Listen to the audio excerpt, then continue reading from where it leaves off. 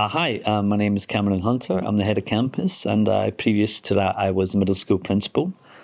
And during that time, I was in charge of the middle school campus design lab. So I worked closely with the middle school principal at East Campus, and we also had on our team representatives from both Dover and East Campus. And we also connected with our middle school colleagues in the region, and we did extensive research as well. And we particularly leaned quite heavily into the work from the University of Melbourne's Innovative Learning Environment project, which is very good work. Yes, to a certain extent. On the one hand, no, because it just reaffirmed what we know about learning environments, design of both classroom learning environments, geographical space. Not only does it support teaching and learning, it supports well-being, teacher and student well-being in general. But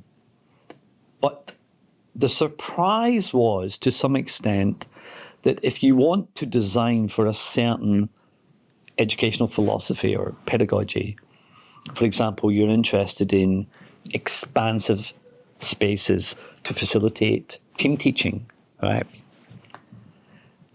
You can put those things in place at the design stage, but if you haven't planned for that over several years from a cultural, professional teaching position, then the two things don't match. So you have to get the culture and the design right.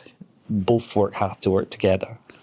Well, if you can consider the fact that we have about 21, 22, I'm not sure, design labs that have been operating, and the professionals who've been involved in that and the research that they've been doing, it is, on the one hand, for the future move of the school to Tenga, but it's also about immediate gains, about learning environments, learning situations, well-being spaces, which will be used in the near future at Dover.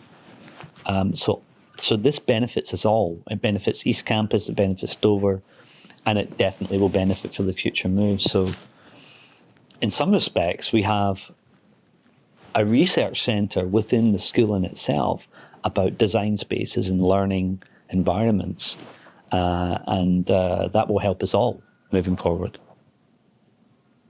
It makes me feel honoured and proud, and I think that pride comes partly in with I feel quite embedded in Singapore.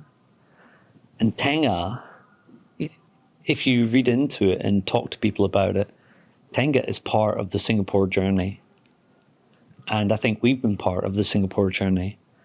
And so I feel that the work that we're doing now, and the work that maybe even that I'm doing now to help get there, it's just a little bit part of that UWC Singapore relationship. And I feel quite excited about that, yeah.